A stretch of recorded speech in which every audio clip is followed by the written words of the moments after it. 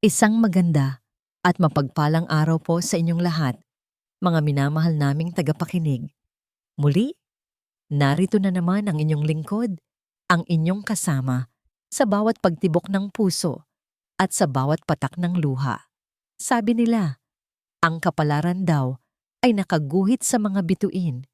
Pero paano kung ang tadhana ay isa lamang hamon, na ang tunay na susi sa pagbabago ng iyong buhay ay hindi matatagpuan sa pagtingala sa langit, kundi sa pagsilip sa kaibuturan ng iyong sariling puso? Samahan ninyo akong tuklasin ang kwento ni Liwayway sa isang panibagong serye na pinamagatang Ang Bagong Liwayway, Katahimikan. Iyon ang unang bumungad kay Liwayway Di Magiba. Isang katahimikang hindi normal, isang katahimikang nakakabingi. Iminulat niya ang kanyang mga mata at agad na napasulyap sa mumurahing digital clock sa ibabaw ng kanyang maliit na mesa. Blanko. Walang ilaw. Namano, bulong niya sa sarili, sabay dagok sa noo. Brownout. At dahil brownout, hindi tumunog ang alarm niya. Isang sulyap sa bintana ang nagpatunay sa kanyang pinakamatinding kinatatakutan. Maliwanag na sa labas. Tanghali na. Dali-dali siyang bumangon at halos madapa sa pagmamadali. Ito ang unang araw niya sa bagong trabaho. Ang nag-iisang trabahong natanggap niya matapos ang 6 na buwan ng paghahanap. Security guard. Hindi iyon ang pangarap niya, pero iyon ang pag-asa niya. Sa kusina, isa pang dagok sa kanyang kamalasan ang sumalubong sa kanya. Ang natitirang isang kutsarang kape sa garapon ay natapon niya sa sahig ng aksidenteng masagi ng kanyang siko. Mapait siyang napangiti. Mukhang tubig lang ang almusal niya ngayon. Malas ka talaga, Wayway, sabi niya sa hangin. Anak, ayos ka lang ba riyan? Ang mahinang tinig na yon ay nagpabago sa kanyang itsura. Puno ng pag-aalala, nilapitan niya ang kanyang ina na nakaupo sa silyang degulong sa tabi ng bintana. Ang buhok nitong may mga puti na ay maayos na nakapusod. Ang mga mata nito, bagamat pagod, ay puno pa rin ng pagmamahal. Ayos lang po, Nay. Medyo na late lang po ng gising. Eto na po ang gamot ninyo. Maingat niyang inabot ang isang basong tubig at ang 3 tableta sa palad ng ina. Pinanood niya itong inumin ang mga gamot at isang bahagyang ubo ang kumawala rito. Tila may kumurot sa puso ni Liwayway. Ang sahod sa trabahong ito, ang tanging pag-asa niya para maipagpatuloy ang gamutan ng kanyang ina at para mapigilan ang pagpapaalis sa kanila sa inuupahang apartment. Hindi siya pwedeng mawalan ng trabaho, hindi sa araw na ito. Mag-iingat ka sa trabaho mo, anak, ha? Huwag kang magpapagutom. Bili ng kanyang ina habang hinahaplos ang kanyang kamay. Opo. Nay, kayo rin po. Huwag po kayong magpapagod. Hinalikan niya ito sa noo bago nagmamadaling sinuot ang kanyang uniforme. Medyo maluwag pa ito sa kanya at ang bigat ng batuta sa kanyang tagiliran ay parang paalala ng bigat ng responsibilidad na pasan niya. Huminga siya ng malalim, inipon ang lahat ng natitirang pag-asa sa kanyang dibdib at lumabas ng pinto. Pagdating niya sa ang hardin ng silangan, ang lugar kung saan gaganapin ang event, pakiramdam ni Liwayway ay lumipat siya sa ibang mundo. Nasilaw siya sa kislap ng mga dambuhalang chandelier na nakasabit sa mataas na kisame. Ang sahig ay gawa sa marmol na mas makintab pa sa salamin. Ang amoy ng mamahaling pabango at masasarap na pagkain ay naglalaro sa hangin. Doon, sa gitna ng mga taong nakasuot ng mga nagniningning-niningining na bestida at eleganteng suit, pakiramdam niya ay isa siyang langgam na naligaw sa isang palasyo. Pinilit niyang ituwid ang kanyang likod at panatilihing propesyonal ang kanyang tindig, gaya ng itinuro sa training. Ang trabaho niya ay magbantay, hindi humanga. Ilang oras ang lumipas. Namanhid na ang kanyang mga binti sa kakatayo. Ang kanyang tiyan ay kumakalam na rin, ngunit binaliwala niya ito. Nakapokus ang kanyang atensyon sa mga bisita. Isang malakas at matinis na boses ang biglang pumasok sa kanyang pandinig. Pumunit sa marangyang katahimikan ng bulwagan. Ano ba? Hindi ka ba tumitingin sa dinadaanan mo? Tingnan mo ang ginawa mo sa Valentino dress ko. Nakita ni Liwayway ang isang babaeng nakapulang bestida, si Marisol Imperial, na galit na nakatingin sa isang matandang babae. Ang matanda ay nakasuot lamang ng simpleng bestida na kulay abo at walang anumang alahas. May mantsa ng inumin sa damit ng babaeng nakapula. Paumanhin, Hija. Hindi ko sinasadya. Mahinahong sabi ng matanda. Sige nang Clara. Hindi sinasadya. Baka naman talagang sinadya mo dahil hindi ka imbitado rito. Sa itsura mong yan, halatang halata na isa ka lang gate crusher. Guards! Saan ba ang mga gwardya dito? Palabasin ninyo ang matandang ito. Sigaw ni Marisol, habang nakaturo ang daliri sa mukha ni Ginang Clara. Lahat ng mata ay napunta sa kanila. Ang mga bulungan ay nagsimula. Nakita ni Liwayway ang hiya at sakit sa mga mata ng matandang babae. Sa sandaling iyon, may nag-utos sa isip ni Liwayway. Sabi sa training, huwag makialam sa gulo ng bisita. Sabi sa utak niya, kailangan niya ang trabahong ito. Ngunit sabi ng puso niya, mali ang nangyayari. Bago pa niya mapigilan ang sarili, humakbang siya pasulong. Tumindig siya sa pagitan ng dalawang babae. Ang kanyang katawan ay nagsilbing harang para sa matanda. Kalmado ngunit matatag ang kanyang boses nang magsalita siya. Miss, ako na po ang bahalang umasikaso nito. Kung maaari po sana, ay hinaan ninyo ang inyong boses. Nakakaistorbo po tayo sa ibang bisita. Gulat na napatingin sa kanya si Marisol. At sino ka namang pakialamera ka? Isa ka lang hamak na gwardiya. Huwag mo akong tinuturuan. Trabaho ko po na panatilihin ang kaayusan dito. Ma'am, sagot ni Liwayway, hindi nagpatinag sa matapang na tingin nito. At ang ginagawa ninyo ay isang uri ng eskandalo. Lalong namula sa galit si Marisol. Itinaas nito ang kamay. Akmang sasampalin si Liwayway ng isang malakas na boses ang dumagundong sa kanilang likuran. Anong nangyayari dito? Ang head of security. Ang mukha nito ay namumula sa galit habang papalapit sa kanila. Lumagpas ang tingin nito kay Marisol at dumiretso kay Liwayway. Nanlaki ang mga mata nito sa galit at pagkadismaya. Di magiba. Naramdaman ni Liwayway na nanlamig ang buong katawan niya. Ito na ang katapusan. Sa unang araw pa lang, mukhang dito na magtatapos ang kanyang pag-asa. Ang sigaw na yon ay parang isang sentensya. Di magiba! Tumagos ito sa kanyang pandinig at nagyelo ang dugo sa kanyang mga ugat. Napapikit si Liwayway, hinahanda ang sarili sa mga masasakit na salitang kasunod. Ito na ang parusa sa kanyang pakikialam. Ang kapalaran na naman, kinukumpirma sa kanya na bawat pagsubok niyang itama ang anumang mali ay laging may katapat na kabiguan. Ngunit ang inaasahan niyang sermon ay hindi dumating. Sa halip, narinig niya ang nagmamadaling mga yabag. Nang imulat niya ang mga mata, nakita niyang halos tumakbo ang kanilang hepe na si Mang Dante. Hindi papunta sa kanya, kundi papunta sa matandang babaeng nasa kanyang likuran. Ang galit sa mukha ni Mang Dante ay biglang napalitan ng pagkasindak at matinding pag-aalala. Yumuko ito ng bahagya at ang boses nito ay nanginginig ng magsalita. Ginang Alcantara, naku, pasensya na po kayo sa nangyari. Ayos lang po ba kayo? Alcantara. Paulit-ulit na umikot ang apelyidong iyon sa isip ni Liwayway. Alcantara, ang pangalan na nakaukit sa gintong plake sa labas ng gusali. Ang pangalan na nagmamay-ari ng lahat ng karangyaang nakikita niya sa paligid. Dahan-dahan siyang lumingon sa matandang babae, si Ginang Clara. Ngumiti lang ito ng mahinahon kay Mang Dante. Ayos lang ako, Dante. Salamat sa concern. Samantala, ang kulay sa mukha ni Marisol Imperial ay tila naubos lahat. Ang kaninang nag-aapoy na galit sa mga mata nito ay napalitan ng hindi maipintang gulat at takot. Ang kanyang bibig ay bahagyang nakabuka. Tila may gustong sabihin ngunit walang salitang lumalabas. Giginang Alcantara? Nauutal niyang sabi. Ang mga bulungan sa paligid ay lalong lumakas, ngunit ngayon, ang tono ay nagbago. Hindi na ito usapan tungkol sa isang matandang gatecrasher.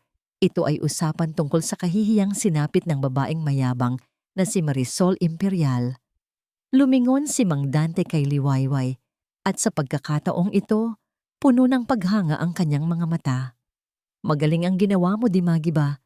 Pinakita mo kung ano ang ibig sabihin ng tunay na profesionalismo. Ipagpatuloy mo yan.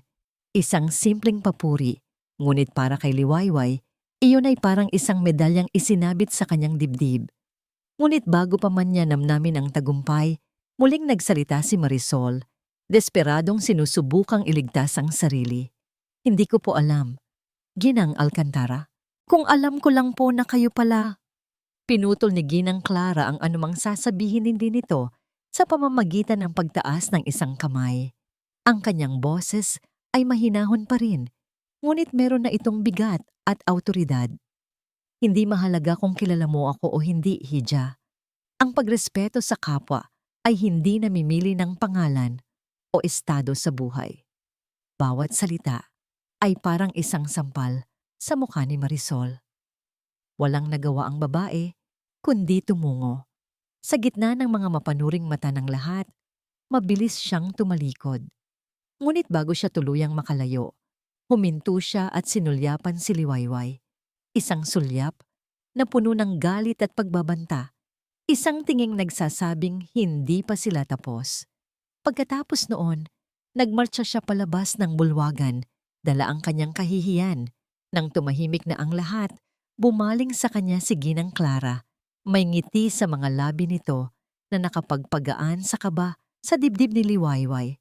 Samahan mo ako saglit, Hija, sabi nito sa kanya. Dinala siya ni Ginang Clara sa isang mas tahimik na bahagi ng hardin, malayo sa ingay ng mga bisita.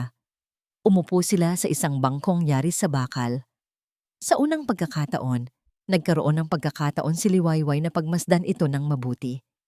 Ang mga linya sa mukha nito ay nagsasabi ng karunungan at ang mga mata nito ay may kislap na tila nakikita ang kaluluwa ng kausap.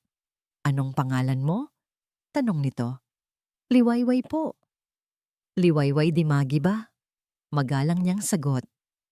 Liwayway Binmin. Isang napakagandang pangalan, sabi ni Ginang Clara na ikinagulat ni Liwayway. Nakita ko ang ginawa mo kanina.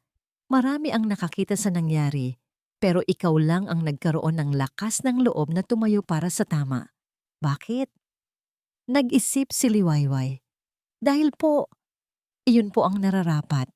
At dahil nakita ko po ang nanay ko sa inyo. Ang huling mga salita ay lumabas ng halos pabulong.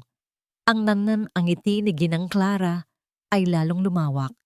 Tila yun na ang sagot na hinihintay niya. Mayroon akong alok para sa'yo, Liwayway. Isang alok na sana ay hindi mo tatanggihan. Napakunot ang noo ni Liwayway. Alok po. Kailangan ng anak kong lalaki ng personal na security. Isang bodyguard. Nitong mga nakaraang buwan, lagi siyang may mga banta na natatanggap. Matigas ang ulo ng batang yon at ayaw niyang kumuha ng security. Pero kung ako ang magbibigay, wala siyang magagawa. Namilog ang mga mata ni Liwayway. Po? Pero, isa lang po akong baguhan, Ginang Alcantara. Marami po diyang mas kwalipikado. Ang hinahanap ko ay hindi lang kwalifikasyon sa papel, Liwayway. Ang hinahanap ko ay katapatan at integridad. Isang taong hindi masisilaw sa pera at hindi matatakot kahit kanino. Isang taong may mabuting puso. Nakita ko ang lahat ng yon sa'yo kanina. Hindi makapagsalita si Liwayway. Siya, isang personal bodyguard. Tatanggapin mo ang sahod na 3 beses na mas mataas sa kinikita mo ngayon. Dagdag pa ni Ginang Clara. Parang bombang sumabog sa pandinig ni Liwayway ang mga salitang iyon. 3 beses na mas mataas. Agad na pumasok sa isip niya ang mga gamot ng kanyang ina, ang bayarin sa upa, ang kanilang mga utang. Iyon ay hindi lang alok. Iyon ay isang milagro. Nakita ni Ginang Clara ang pagbabago sa kanyang itsura. Kung gayon, ano ang sagot mo? Tumulo ang isang butil ng luha mula sa mata ni Liwayway. Luha ay luha ng pasasalamat. Tumango siya ng buong puso. Oo po. Tinatanggap ko po, Ginang Alcantara. Maraming salamat po. Kinabukasan, suot ang kanyang pinakamatinong damit. Huminga ng malalim si Liwayway habang nakatayo sa harap ng isang dambuhalang gate. Ang Alcantara Mansion. Mas malaki pa ito sa lahat ng gusaling nakita niya sa buong buhay niya. Nanginginig ang kamay niya nang pindutin ang doorbell. Bumukas ang gate ng kusa. Dahan-dahan siyang pumasok at tinahak ang mahabang daan patungo sa pangunahing pinto. Ang pinto, nayari sa matigas na kahoy at may mga ukit, ay tila mas mataas pa sa kanya. Muli, huminga siya ng malalim bago kumatok. Ilang saglit na katahimikan at pagkatapos ay bumukas ang pinto. Ngunit hindi isang katulong ang bumungad sa kanya. Isang matangkad na lalaki. Ang tindig nito ay magara. Suot ang isang mamahaling polo shirt. Ang buhok nito ay makapal at bahagyang magulo sa paraang mukha pa ring elegante. At ang mga mata nito, ang mga matang iyon ay matalim, malamig, at puno ng pag-aanalisa. Tiningnan siya nito mula ulo hanggang paa. At sa isang tingin pa lang, naramdaman ni Liwayway na hinusgahan na ang buong pagkatao niya. Ito si Sinag Alcantara. At ang unang tingin na ibinigay nito sa kanya ay hindi mainit tulad ng pangalan nito. Ito ay malamig, tulad ng yelo. Nang bumukas ang pinto, ang inaasahan ni Sinag Alcantara ay isang matipuno at bihasang security personnel na ipinadala ng ahensya. Ang bumungad sa kanya ay isang babaeng payat, may simpleng kasuotan, at mga matang tila laging nag-aalala. Ito ba? Ito ba ang taong pinagmamalaki ng kanyang ina na magiging anino niya? Sinuri niya ito mula ulo hanggang paa at ang unang salitang pumasok sa isip niya ay kahinaan. Ikaw ba si Liwayway Di Magiba? Tanong niya at ang lamig sa kanyang boses ay kayang magpayelo ng tubig. Tumango ang babae, bahagyang yumuko. Opo sir, ako nga po. Hindi niya pinansin ang nakalahad nitong kamay. Sa halip tinalikuran niya ito at pumasok sa loob ng mansyon, hinayaan itong nakabukas para sundan siya. Habang naglalakad sila sa malawak na pasilyo, hindi niya maiwasang isipin ang kanyang ina. Si Clara Alcantara, isang babaeng matalino sa negosyo, ngunit pagdating sa pagtulong sa kapwa, ay may pusong mamon. Napakadaling makuha ang simpatya. At itong babaeng ito, malamang ay isa lang sa mga taong yon. Isang oportunista na gumawa ng isang eksena para makuha ang loob ng kanyang ina. Isang asong kalye na nagpanggap na maamo para makapasok sa isang palasyo. Hindi ito ang unang beses na may sumubok ng ganoong taktika. At hinding-hindi na siya magpapalinlang muli. Ang ina ko ang kumuha sa'yo, hindi ako, sabi niya nang hindi lumilingon. Para sa akin, isa kang pagkakamali. Isang risk sa seguridad na kailangan kong tiisin. Kaya linawin natin ang mga bagay-bagay. Susundin mo ang lahat ng utos ko. Maliwanag? Opo, sir. Mahinang sagot ni Liwayway mula sa kanyang likuran. Huminto siya sa tapat ng kanyang opisina sa loob ng bahay. Magaling! Unang utos, pumunta ka sa Alcantara Tower. Alamin mo ang buong security layout ng ground floor, lahat ng CCTVs, mga exit, at mga blind spot. Gusto ko ng report sa lamesa ko sa loob ng 30 minuto. Nakita niya ang bahagyang gulat sa mga mata ni Liwayway. Ang Alcantara Tower ay 10 minuto ang biyahe mula rito. Imposible ang pinapagawa niya. Iyon mismo ang punto. Gusto niyang makita itong sumuko. Gusto niyang marinig itong magreklamo. Ngunit hindi ito nagreklamo. Tumango lang ito. Masusunod po, sir. At mabilis na itong umalis. Umupo si Sinag sa kanyang mesa, Sinubukang mag-focus sa trabaho, ngunit ang isip niya ay nasa babaeng iyon. Inaasahan niyang babalik itong bigo. Ngunit eksaktong 29 na minuto ang lumipas, bumalik si Liwayway. Inilapag nito sa kanyang mesa ang isang folder. Binuksan niya ito. Nakita niya ang isang floor plan na mabilis na idinrawing kamay. Bawat kamera ay may marka. Ang mga blind spot ay may bilog na pula. Mayroon pang mga nota sa gilid. Ang exit sa kanluran ay may sirang lock. Ang camera 7 ay may delay na 2 segundo. Napakunot ang noo niya. Hindi ito ang inaasahan niya. Paano mo ginawa ito? Nag-request po ako ng kopya ng blueprint mula sa security office, sir. Paliwanag ni Liwayway. At mabilis ko lang pong nilibot ang perimeter. Isinara niya ang folder. Isang tsamba marahil. Okay. Pangalawang utos. Ipagtimpla mo ako ng kape. Siphon brewed. Gamitin mo ang geisha beans mula sa Panama. Tiyakin mong sakto sa 92 degrees Celsius ang temperatura ng tubig. Isa na namang pagsubok. Isang pagsubok para ipamukha rito kung saan ito lulugar. Ngunit muli, tumangulang ito at nagtungo sa pantry. Ilang minuto ang lumipas, bumalik ito dala ang isang tasa ng kape. Ang aroma pa lang ay perpekto na. Nang tikman niya, napapikit siya ng bahagya. Ito ang pinakamasarap na kapeng natikman niya sa buong buhay niya. Saan ka natutong gumawa nito? Hindi niya napigilang itanong. Dati po akong barista sa isang maliit na coffee shop, sir. Bago po yun magsara, sagot nito. May kung anong kumirot sa dibdib ni Sinag, ngunit agad niya iyong iwinaksi. Hindi siya dapat makaramdam ng awa. Awa ang simula ng kahinaan. Ang buong araw ay nagpatuloy sa ganoong paraan. Nagbigay siya ng mga utos na halos imposible. At sa bawat pagkakataon, nagagawa ni Liwayway na lampasan ang mga yon ng may kahinahunan at profesionalismo. Walang reklamo, walang palya. At sa bawat oras na lumilipas, ang inis niya ay unti-unting napapalitan ng pagkalito.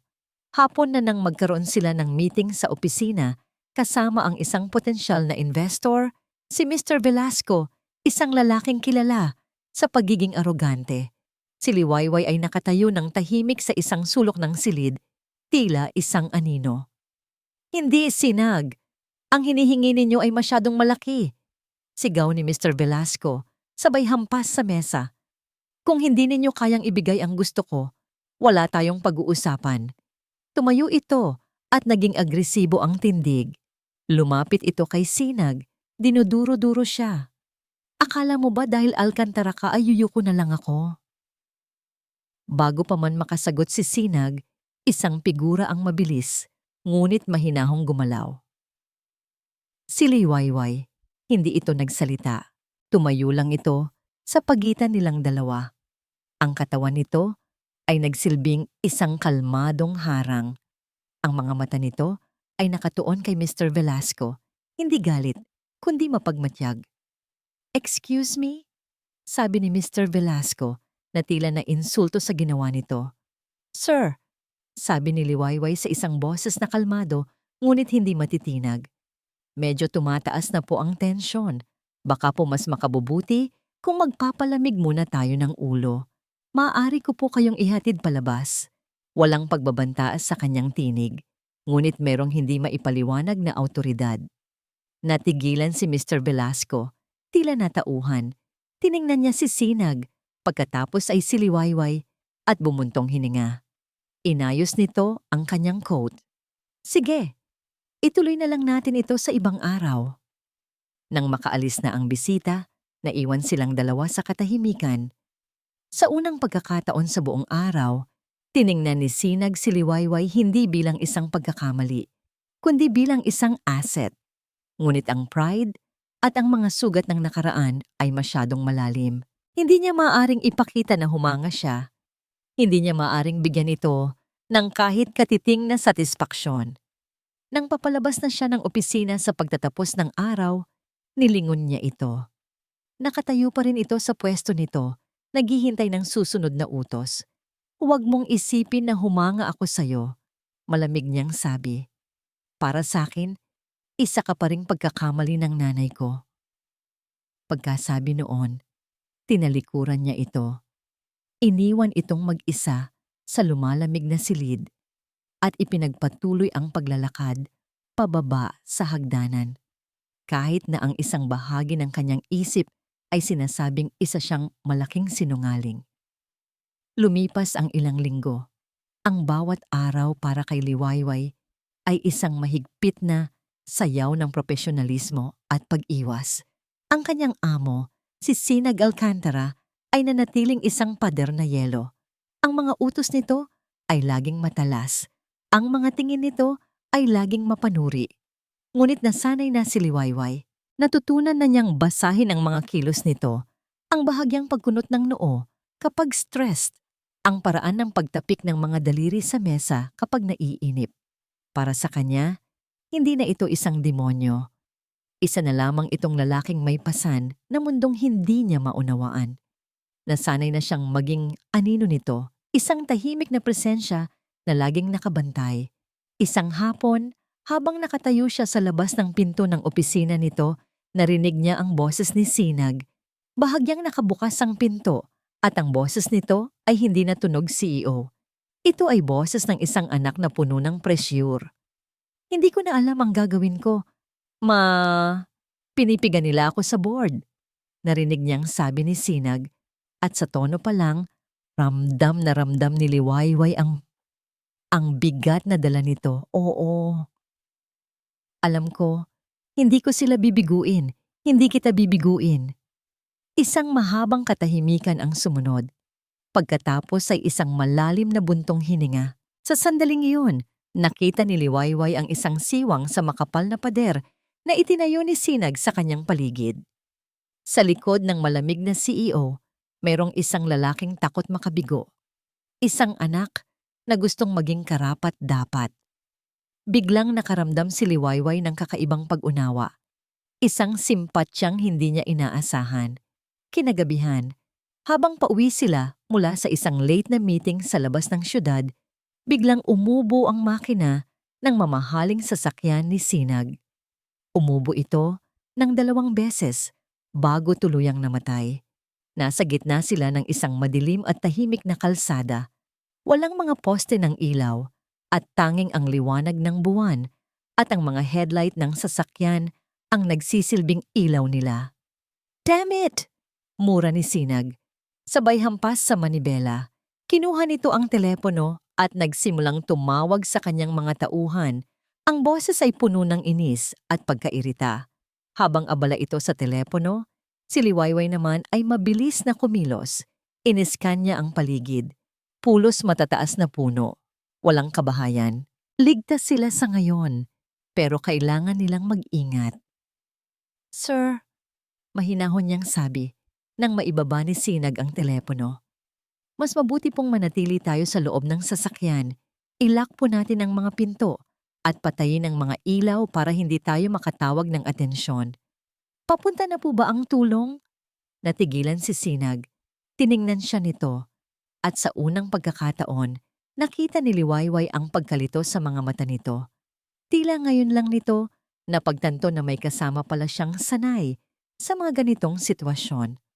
Tumango ito. Yeah, 15 minutes daw. Ginawa nila ang sinabi ni Liwayway. Sa loob ng madilim na sasakyan, ang tanging maririnig ay ang tunog ng mga kuliglig sa labas at ang kanilang sariling paghinga. Ang katahimikan ay nakakabingi. Bakit ito ang pinili mong trabaho? Nabasag ang katahimikan sa tanong ni Sinag. Hindi nakatingin ito sa kanya, kundi sa madilim na daan sa unahan. Nagulat si Liwayway sa tanong. Po? Ang trabahong ito, security guard. Halata namang overqualified ka. Ang paraan mo ng pagtimpla ng kape, ang bilis mong matuto ng mga bagay, hindi ka nararapat sa trabahong ito. Ito ang unang pagkakataon na kinausap siya ni Sinag na parang isang tao, hindi isang utusan. Huminga siya ng malalim bago sumagot. Kailangan ko po ng trabaho, sir. Para po sa nanay ko. May sakit po siya at kailangan ng tuloy-tuloy na gamutan. Hindi na siya nagpaliwanag pa. Hindi na niya sinabi ang tungkol sa dati niyang pangarap o sa coffee shop na naipundar niya pero nalugi rin dahil sa sunod-sunod na kamalasan. Sapat na ang sinabi niya. Isang mahabang katahimikan na naman. Akala ni Liwayway ay tapos na ang usapan, ngunit muling nagsalita si Sinaag. Hindi ka ba napapagod? Sa pagkakataong ito, lumingon ito sa kanya. Sa dilim, bahagya lang niyang maaninag ang mukha nito, ngunit ramdam niya ang bigat sa tanong nito. Lahat naman po tayo napapagod, sir. Sagot niya. Pero hindi po tayo pwedeng sumuko. Lalo na kung may mga taong umaasa sa atin. Tinitigan siya ni Sinag. Isang titig na tila tumatagos sa kanyang kaluluwa. Wala na ang lamig. Wala na ang paghuhusga. Ang nakita niya ay isang bakas ng paghanga o baka naman pag-unawa rin. Sa ilalim ng titig na yon, may kung anong kuryenteng dumaloy sa katawan ni Liwayway, isang kilig na matagal na niyang hindi naramdaman.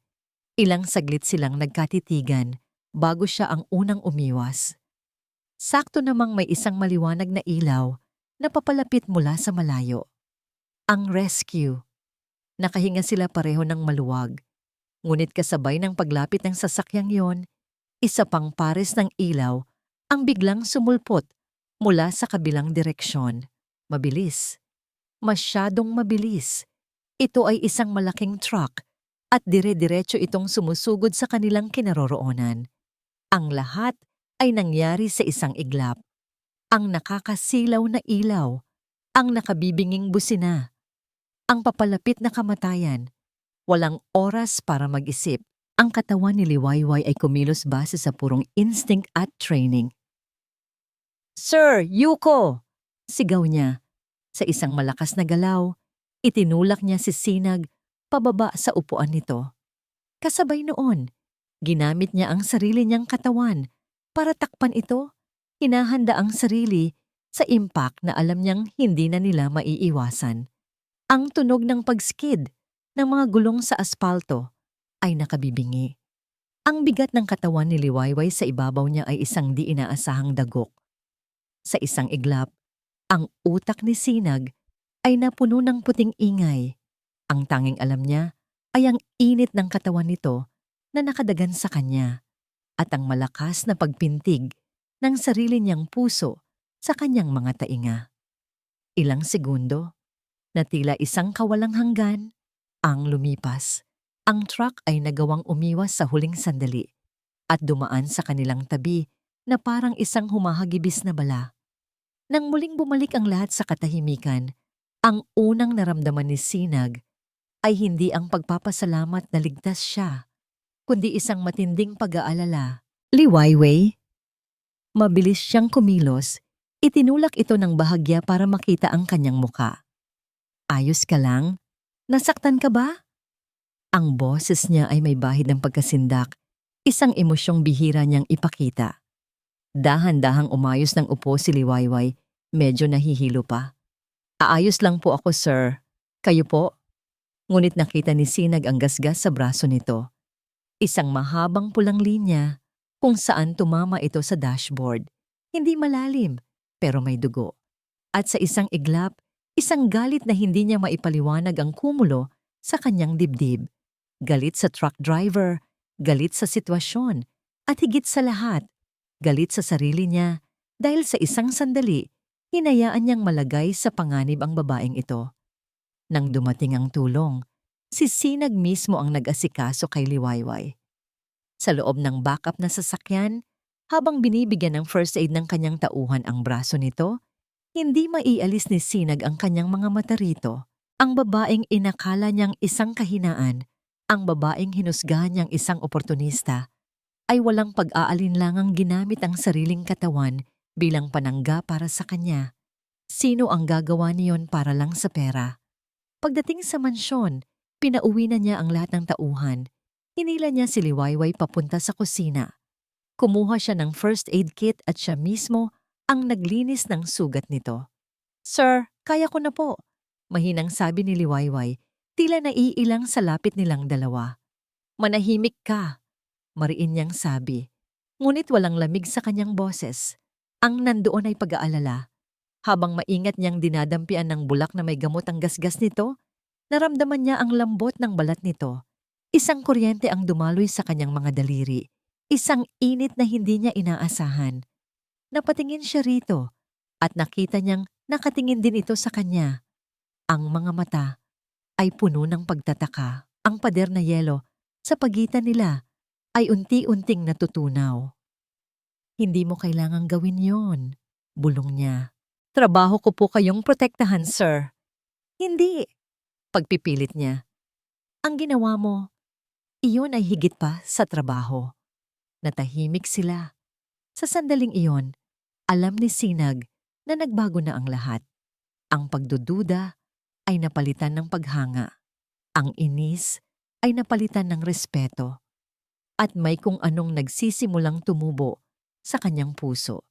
Isang bagay na matagal na niyang ibinaon at kinalimutan. Kinabukasan sa opisina, ang lahat ay kakaiba. Hindi na umupo si Sinag sa kanyang mesa, bagkus ay siya mismo ang nagtimpla ng 2 tasa ng kape at inilapag ang isa sa maliit na lamesa malapit sa kinatatayuan ni Liwayway. Salamat, sabi niya. Isang salita lang, pero para sa kanilang dalawa, napakarami nitong kahulugan. Isang matamis na ngiti ang sumilay sa labi ni Liwayway. Isang ngiting ngayon lang niya nakita. Isang nangiting tila nagbigay liwanag sa buong silid. Sa sandaling iyon, handa na sanang buksan ni Sinag ang kanyang sarili sa posibilidad na marahil maaari na siyang magtiwala muli. Ngunit ang tadhana ay may ibang plano. 10:00 ng umaga, nagsimula ang isang mahahalagang board meeting. Isang bagong partnership ang isasara. Ang Alcantara Corp ay makikipagsanib puwersa sa Imperial Holdings para sa isang malaking proyekto. Lahat ay nasa conference room na, naghihintay na lang sa kinatawan ng Imperial Holdings. Pasensya na at nahuli ako, sabi ng isang pamilyar na boses mula sa pintuan.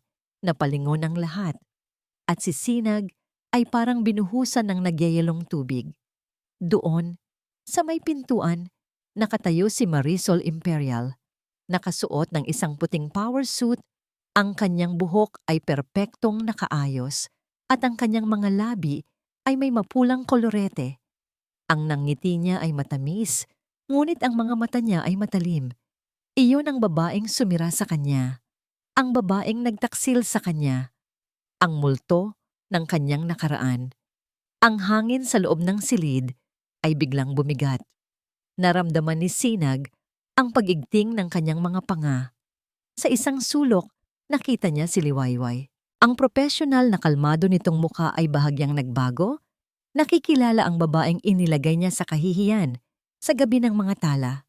Naglakad si Marisol papunta sa unahan na parang pag-aari niya ang mundo. Marisol Imperial, Vice President for Operations ng Imperial Holdings, ikinagagalak kong makatrabaho kayong lahat. Ang mga mata niya ay dumapo kay Sinag, isang tinging puno ng tagumpay.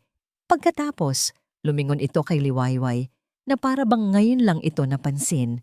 Tinaasan niya ito ng kilay. "Oh, ikaw pala, ang security guard. Ipagtimpla mo nga ako ng kape. Black, no sugar." Utos nito. Ang bawat salita ay may halong pang-iinsulto. Bago pa man makagalaw si Liwayway, nagsalita si Sinag. Ang boses ay matigas at walang emosyon. "Mayroon tayong mga staff para dyan, Miss Imperial. Magsimula na tayo sa agenda." Nagpatuloy ang meeting, ngunit wala nang naintindihan si Sinag. Ang isip niya ay lumilipad. Paano? Bakit ngayon? Nang matapos ang pulong at nagsilabasan na ang lahat, naiwan silang tatlo. Si Sinag, si Liwayway na tahimik na nakatayo sa gilid, at si Marisol na sinadyang magpahuli. Nakangising lumapit si Marisol kay Sinag. "Surprise? Anong ginagawa mo rito, Marisol?" Tanong ni Sinag. Ang galit ay hindi na maitago. Hindi siya sinagot ni Marisol. Sa halip, nilagpasan nito si Sinag at huminto sa harap ni Liwayway. Tiningnan niya ito mula ulo hanggang paa. na may pagkasuklam. So ito pala ang bago mong laruan? Pagkatapos ay bumaling ito pabalik kay Sinag, ang mga mata ay nag-aapoy. Humakbang ito palapit sa kanya hanggang sa halos magdikit na ang kanilang mga mukha. Nagbalik na ako, Sinag. Bulong nito. Ang bawat salita ay puno ng lason. At sa pagkakataong ito, babawiin ko ang lahat ng dapat ay sa akin. Ang mga salitang binitiwan ni Marisol ay naiwang nakalutang sa hangin, mabigat at puno ng lason. Babawiin ko ang lahat ng dapat ay sa akin. Nang tuluyan na itong umalis, ang opisina ni Sinag na dati nagsisimula nang maging isang lugar ng pag-unawa para kay Liwayway ay biglang naging isang malamig at tahimik na kulungan. Ang pader na yelo na unti-unti na nilang tinutunaw ay muling itinayo ni Sinag, mas mataas at mas matibay pa kaysa dati. Bumalik ito sa pagiging isang amo na hindi maabot. Ang mga tingin nito ay muling naging mapanuri. Ang mga salita nito ay naging matipid at walang emosyon. At si Liwayway bumalik sa pagiging isang anino. Isang aninong ngayon ay nakakaramdam ng panganib na hindi niya mawari kung saan nagmumula. Alam niyang hindi lang negosyo ang dahilan ng pagbabalik ni Marisol. Ramdam niya ito sa paraan ng pagtingin nito kay Sinag at lalo na sa paraan ng pagtingin nito sa kanya. Para kay Marisol, si Liwayway ay isang bato sa sapatos na kailangang alisin at hindi nagtagal, sinimulan na ni Marisol ang kanyang laro. Isang hapon, habang naglalakad si Liwayway sa pasilyo patungo sa pantry, biglang lumabas si Marisol mula sa isang conference room, may dalang isang salansan ng mga dokumento. Sadyang binilisan nito ang lakad at bumangga ng malakas sa balikat niya. Lumipad ang mga papel sa sahig, kumalat na parang mga tuyong dahon. Ano ba? Tumingin ka nga sa dinadaanan mo. Sigaw ni Marisol. Ang boses ay sapat na para makuha ang atensyon ng ilang empleyadong nasa malapit. Mga importanteng kontrata ito. Napaka-clumsy mo naman. Si Liwayway, na halos hindi gumalaw sa kanyang kinatatayuan, ang siyang pinalabas na may kasalanan. Mabilis siyang yumuko para tulungan itong pulutin ang mga papel. Pasensya na po, ma'am. Hindi ko po. Huwag mo na akong hawakan, sabi ni Marisol. Tinabig ang kamay ni Liwayway. Sakto namang lumabas si Sinag mula sa kanyang opisina na alarma sa ingay. Nakita niya ang nagkalat na mga papel at ang dalawang babae. Ang mukha niya ay walang emosyon. Anong nangyayari? Tanong nito. Itong bago mong bodyguard, Sinag. Muntik nang masira ang mga pipirmahan nating kontrata. Sumbong ni Marisol. Ang boses ay puno ng pagkukunwaring pagkadismaya. Hindi man lang nag-iingat. Tumingin si Sinag kay Liwayway. Walang salitang lumabas sa bibig nito, ngunit ang tingin nito ay sapat na. Isang tinging nagsasabing, bakit kailangan pang magkaroon ng problema? Maging mas maingat ka sa susunod, Liwayway. Sabi lang nito bago tulungan si Marisol na ayusin ang mga papeles. Naiwan si Liwayway na nakatayo roon, tila sinampal kahit walang kamay na dumapo sa kanyang mukha. Alam niyang sinadya iyon. Alam niyang iyon ang simula. Ang mga sumunod na araw ay naging isang serye ng maliliit na pag-atake. Kapag nasa opisina si Marisol para sa mga meeting, lagi itong naghahanap ng paraan para iparamdam kay Liwayway na isa siyang tagalabas. Sinag, natatandaan mo ba noong nagpunta tayo sa Palawan? Sasabihin nito sa harap ni Liwayway. Itong paperweight na ito, di ba bigay ko sa'yo? Akalain mo, nandito pa rin. O kaya naman, alam mo, namimiss ko ang kape mo. Ikaw lang ang nakakakuha ng tamang pait na gusto ko. Hindi katulad ng iba dyan. Isang pasaring na diretsyong tumatama kay Liwayway. Bawat salita ay isang karayom, isang paalala na mayroon silang nakaraan na hinding-hindi niya mapapasok. Si Sinag naman ay laging tahimik, ngunit nakikita ni Liwayway ang pagkairita sa mga mata nito. Nakikita niya kung paanong naiipit ito sa pagitan ng profesionalismo at ng isang nakaraang ayaw na niyang balikan. Isang gabi, late nang natapos ang trabaho. Karamihan sa mga empleyado ay umuwi na. Si Sinag ay kinailangang bumaba saglit para kausapin ang isang department head. Iniwan ang kanyang opisina na bukas. Si Liwayway, gaya ng dati, ay nakabantay sa labas ng pinto. Nakita niyang paalis na si Marisol, ngunit sa halip na dumiretso sa elevator, bigla itong lumiko at mabilis na pumasok sa opisina ni Sinag. Isang alarm bell ang tumunog sa isip ni Liwayway. Mali ito. Sumunod siya ng walang ingay. Bahagyang nakabukas ang pinto. Mula sa maliit na siwang, nakita niya ang isang eksenang nagpatindig sa kanyang mga balahibo. Si Marisol ay nakatayo sa harap ng laptop ni Sinag. Mabilis nitong isinaksak ang isang itim na USB drive. Sa liwanag mula sa screen, kitang-kita ni Liwayway ang isang progress bar. Isang file transfer. Mabilis lang iyon, ilang segundo lamang. Bago pa man niya maisipang kunin ang kanyang telepono para kumuha ng litrato, tapos na. Tinanggal ni Marisol ang USB, inilagay sa kanyang bag, at humarap na sa pinto. Mabilis na umatras si Liwayway at nagtago sa isang haligi sa pasilyo. Lumabas si Marisol mula sa opisina na may isang ngiting tagumpay sa kanyang mga labi. At naglakad palayo na parang walang nangyari. Naiwan si Liwayway na nanginginig ang mga kamay. Ano ang gagawin niya? Walang ebidensya. Kung magsusumbong siya kay Sinag, ano ang sasabihin niya? Maniniwala ba ito sa kanya? O iisipin nitong sinisiraan niya lang si Marisol para gumanti? Ang tiwalang nagsisimula palang mabuo sa pagitan nila ay masyadong marupok para sa isang ganito kabigat na akusasyon. Sa pagkalito, isang bagay lang ang naisip niya. Kailangan niyang makita kung may naiwang bakas. Pumasok siya sa loob ng opisina. Ang puso niya ay kumakabog ng malakas. Lumapit siya sa laptop ni Sinag. Hindi siya marunong sa teknolohiya, pero baka sakaling may makita siya. Isang folder na kakaiba, isang history log. Hinawakan niya ang mouse, gigisingin sana ang natutulog na screen. Nakayuko siya. Ang kanyang mukha ay puno ng pag-aalala. Ang kanyang kilos ay tila isang magnanakaw na nahuli sa akto. Anong ginagawa mo dyan? Isang malamig na boses ang bumasag sa katahimikan. Napalingon si Liwayway. Nakatayo sa may pintuan si Sinag. Ang mga mata ay nanlilisik sa pagdududa. Ang lahat ng dating hinala nito sa kanya ay bumalik sa isang iglap. Mas matindi pa kaysa dati.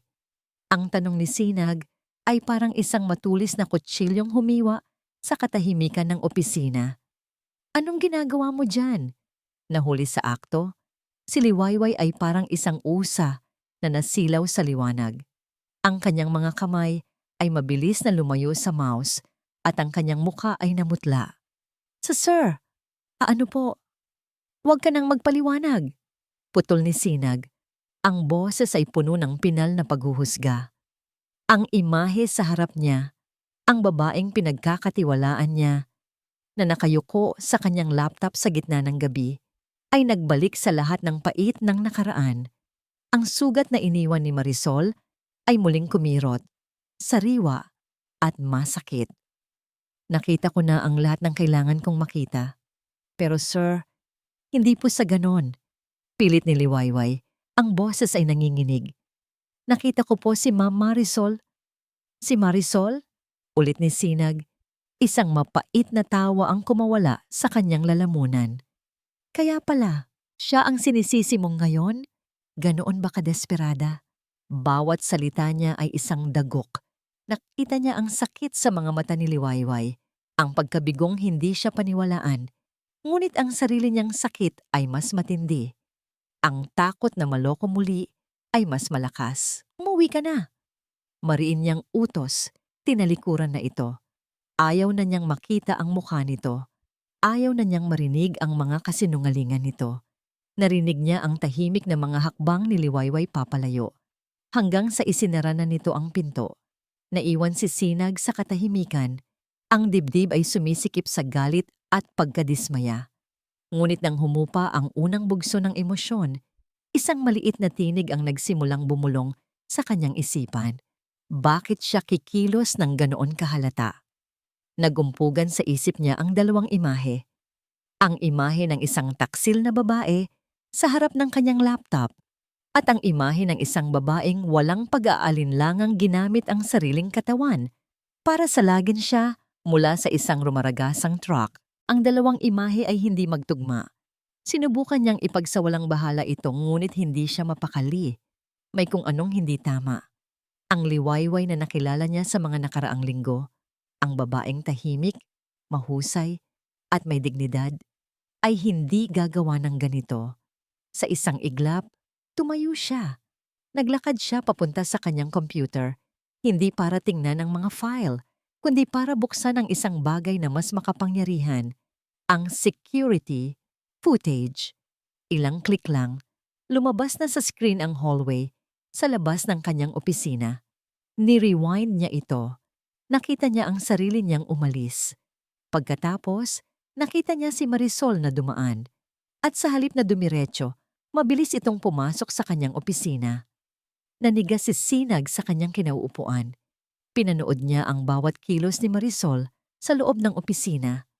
Ang kampanteng pagpasok, ang mabilis na pagsaksak ng USB. Ang ngiti ng tagumpay sa mga labi nito bago ito lumabas. Pagkatapos, nakita niya si Liwayway. Ang pag-aalinlangan sa mga hakbang nito, ang pag-aalala sa mukha nito nang sumilip ito sa pinto. Ang pagpasok nito sa loob na tila may hinahanap na ebidensya. Ang lahat ay malinaw na ngayon. Parang isang balde ng nagyayelong tubig ang ibinuhos sa kanya. Siya ang nagkamali. Hinusgahan niya ito. Sinaktan niya ito. Ang bigat ng kanyang pagkakamali ay dumagan sa kanyang dibdib. Dali-dali siyang lumabas ng opisina at nagtungo sa library ng mansyon kung saan alam niyang nagbabasa ang kanyang ina. Nakita niya si Ginang Clara na nakaupo sa paborito nitong silya. Tumingala ito mula sa kanyang libro at sa isang tingin pa lang, alam na nitong may problema. Anong nangyari, anak? Hindi na niya kailangang magsalita. Ikinuwento ng kanyang mukha ang lahat. Nagdududa ka na naman ba kay Liwayway? Mahinahong tanong ni Ginang Clara. Tumangulang si Sinag, hindi makatingin ng diretso. Kinausap ko siya kaninang umaga, Sinag, pagpapatuloy ng kanyang ina. Sinabi ko sa kanya ang lahat, ang tungkol kay Marisol, ang tungkol sa ginawa niyang panloloko sa'yo at sa kumpanya noon. Naisip kong karapatan niyang malaman kung bakit ka ganyan para hindi niya personally ng lamig mo. Lalong bumigat ang naramdaman ni Sinag. Kaya pala, alam na pala ni Liwayway ang lahat, ngunit sa halip na intindihin niya ito, lalo pa niya itong sinaktan. Nang sumunod na araw, hinintay ni Sinag si Marisol. Nang dumating ito para sa isang meeting, hinarang niya ito sa hallway. Kailangan nating mag-usap, sabi niya. Ang boses ay walang anumang bahid ng init. Tungkol saan? Mahal ko. Malanding tanong ni Marisol. Huwag mo akong tawaging ganyan, mariing sabi ni Sinag. Alam ko ang ginawa mo kagabi. Nakita ko sa CCTV. Ang nangiti sa labi ni Marisol ay bahagyang naglaho. Ngunit mabilis din itong bumalik. Ngayon ay puno na ng panghahamon. Oh, talaga? At ano na ngayon, Sinag? Maniniwala ka sa isang hamak na security guard kaysa sa akin? Ang babaeng minahal mo? Ang babaeng iyon ay hindi nagtaksil sa akin. Sagot ni Sinag. Ang bawat salita ay madiin. Ikaw, Marisol, ginawa mo na noon. At alam kong kaya mong gawin ulit. Tapusin mo na ang kung anumang laro ito. Dahil sa pagkakataong ito, hindi na ako ang talo. Tumawa lang si Marisol, isang tawang walang saya. Tingnan natin, Sinag. Tingnan natin. Tinalikuran niya ito, ang isip ay nakatuon na lang sa isang bagay. Kailangan niyang mahanap si Liwayway. Kailangan niyang humingi ng tawad. Natagpuan niya ito sa pantry, nag-iisang nagkakape, nakatingin sa labas ng bintana. Ang mga balikat nito ay tila mas bumigat kaysa dati. Dahan-dahan. Siyang lumapit. Liwayway. Lumingon ito at sa mga mata nito ay naroon pa rin ang bakas ng sakit mula kagabi. Walang paligoy-ligoy. Tiningnan niya ito ng diretso sa mata. Ibinaba ang lahat ng kanyang pride. Patawarin mo ako, sabi niya. Ang boses ay halos pabulong. Nagkamali ako kagabi. Nagpadala ako sa nakaraan. Nakita ko ang lahat sa security footage. Alam ko na ang totoo. Nakita niya ang gulat sa mukha ni Liwayway. Nakita niya ang unti-unting paglambot ng mga mata nito. Humakbang siya palapit dito. Ang puso niya ay kumakabog sa isang paraang hindi na pamilyar. Ang pagiging bukas, ang pagiging vulnerable. Napagtanto ko, pagpapatuloy niya, ang boses ay puno ng isang emosyong ngayon lang niya muling naramdaman. Na ang nag-iisang taong mapagkakatiwalaan ko sa ngayon ay ikaw. Ang mga salita ni Sinag ay parang isang mainit na yakap sa nanlalamig na puso ni Liwayway. Ang nag-iisang taong mapagkakatiwalaan ko sa ngayon ay ikaw. Natulala siya. Sa loob ng ilang linggo, sanay na siyang maging isang aninong hindi pinapansin, isang empleyadong tinitingnan ng may pagdududa. Ngunit ngayon, ang lalaking nagtayo ng pader sa pagitan nila ay siya mismong gubumigiba nito, piraso bawat piraso. Nakita niya ang sinseridad sa mga mata nito, isang pagsusumamong walang salita.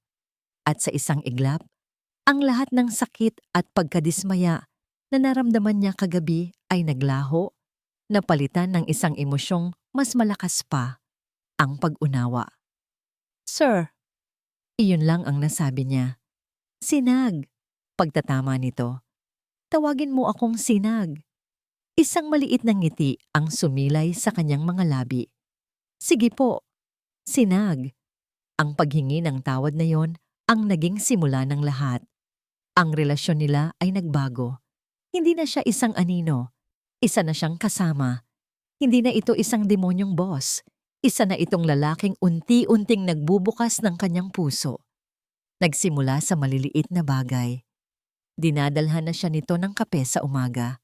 Tinatanong na siya nito kung kumain na ba siya. Minsan, nahuhuli niya itong nakatingin sa kanya habang nagtatrabaho siya at kapag nagtama ang kanilang mga mata, ito ang unang umiiwas na may bahagyang pamumula sa mga pisngi. Ang mga sandaling iyon ay nagdulot ng isang pamilyar ngunit bagong kilig sa puso ni Liwayway.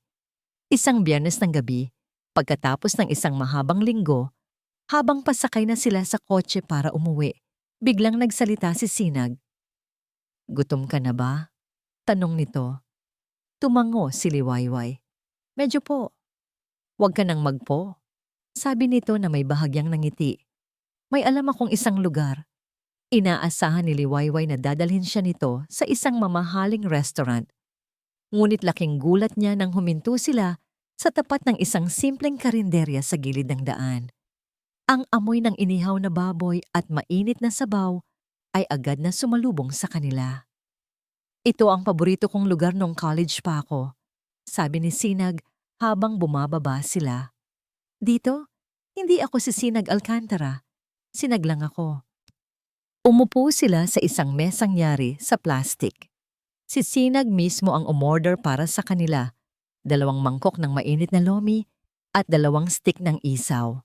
Habang kumakain sila, sa ilalim ng liwanag ng isang nag-iisang bumbilya, nagkwento si Sinag. Nagkwento ito tungkol sa kanyang mga pangarap bago niya kailangang saluhin ang responsibilidad sa kumpanya. Nagkwento ito tungkol sa mga simpleng bagay na namimiss niya. At si Liwayway naman, sa unang pagkakataon, ay nagkwento rin tungkol sa kanyang maliit na coffee shop, sa kanyang pangarap na makapagpatayo ng sarili niyang negosyo. Sa gabing iyon, hindi sila amo at empleyado. Sila ay 2 taong naghahanap ng koneksyon, 2 kaluluwang nagkakaunawaan. Nang ihatid siya ni Sinag sa tapat ng kanilang apartment, bago siya bumaba, hinawakan nito ang kanyang kamay. Ang init ng palad nito ay nagpadala ng kuryente sa buong katawan niya. Salamat sa gabing ito, Wayway. Sabi nito, ang boses ay malambing. Matagal na akong hindi naging ako. Hindi na niya napigilan ang ngiti sa kanyang mga labi. Salamat din, Sinag. Pumasok siya sa loob ng bahay na lumulutang ang pakiramdam. Ang dating paniniwala niyang malas, siya ay unti-unting nabubura, napapalitan ng isang bagong pag-asa. Ngunit habang ang pag-ibig ay nagsisimulang mamukadkad, ang puot naman ay nag-uugat sa ibang dako. Sa isang marangyang condo unit na tanaw ang buong syudad, si Marisol Imperial ay hindi mapakali. Ang pagkatalo niya sa harap ni Sinag ay isang malaking sampal sa kanyang ego. Ngunit hindi siya tapos. Kung hindi niya kayang sirain si Sinag sa pamamagitan ng negosyo, sisirain niya ito sa pamamagitan ng puso. Alam niya kung ano ang pinakamalaking kahinaan ni Sinag, ang takot nitong magtiwala. At alam niya kung sino ang bagong pinagkakatiwalaan nito. Ang hamak na security guard na yon. Kumuha siya ng private investigator. Alamin mo ang lahat tungkol sa babaeng yan. Utos niya. Lahat. Ang kanyang nakaraan, ang kanyang pamilya, ang kanyang mga utang, ang kanyang mga kahinaan. Bawat maduming sikreto, gusto kong malaman. Ilang araw lang, bumalik ang investigator dala ang isang makapal na folder. Binasa ito ni Marisol nang may ngisi sa kanyang mga labi. Ang pamilya di Magiba, baon sa utang. Ang ina, may malubhang sakit sa bato na nangangailangan ng malaking pera para sa dialysis. At ang pinakainteresanteng detalye, ang nakaraan ni Liwayway, isang aksidente, isang sunog sa dati nilang bahay na pinaniniwalaan ng lahat na dahil sa kamalasan ni Liwayway. Perpekto, bulong ni Marisol sa sarili. Nang sumunod na araw, isang babaeng nakasuot ng uniforme ng isang charity organization ang kumatok sa pinto ng apartment ng mga Dimagiba. Si Marisol.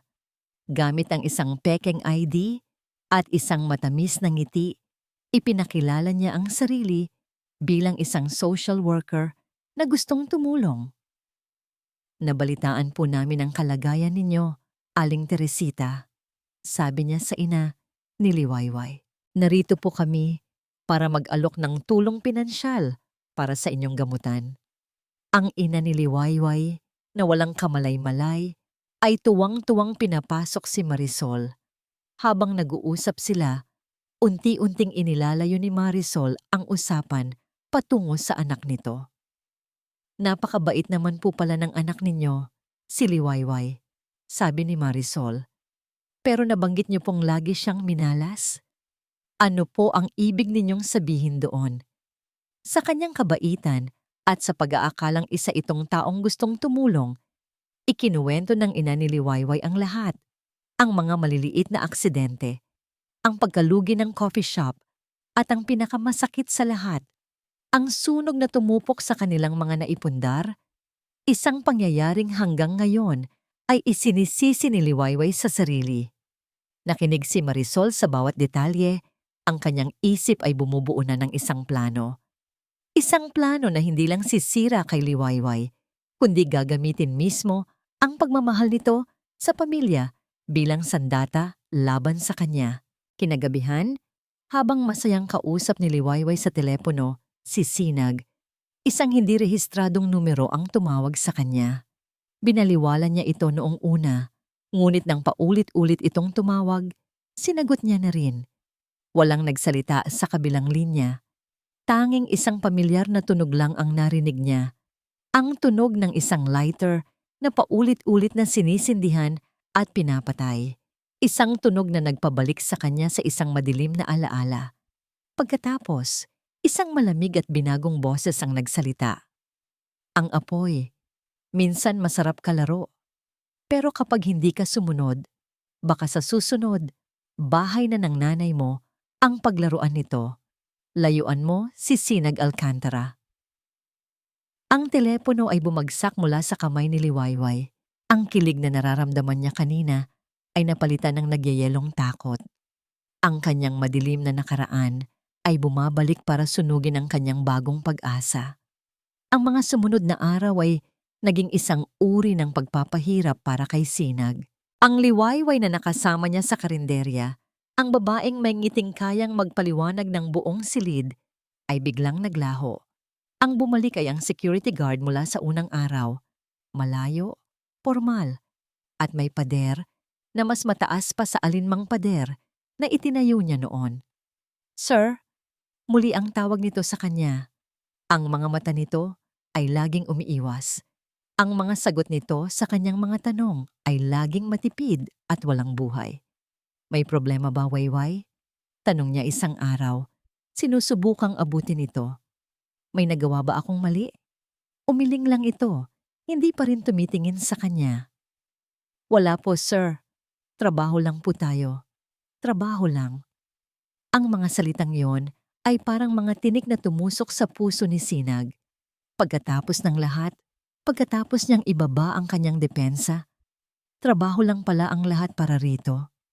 Ang pagdistansya nito ay isang misteryong unti-unting pumapatay sa kanya. At sa bawat araw na lumilipas, ang sakit ay napapalitan ng pagdududa. Baka nga nagkamali lang siya ng basa. At sa panahong ito ng kanyang kahinaan at pagkalito, doon inihanda ni Marisol ang kanyang huling patibong. Isang hapon, pumasok si Marisol sa kanyang opisina. Ang mukha ay may bahid ng pekeng pag-aalala. Sinag, pwede ba tayong mag-usap?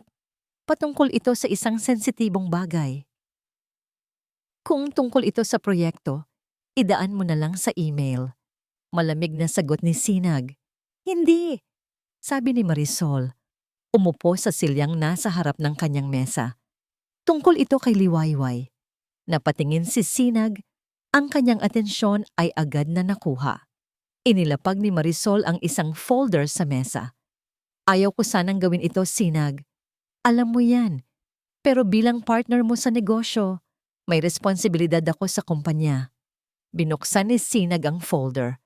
Ang unang papel ay isang bank statement. Isang malaking halaga ng pera.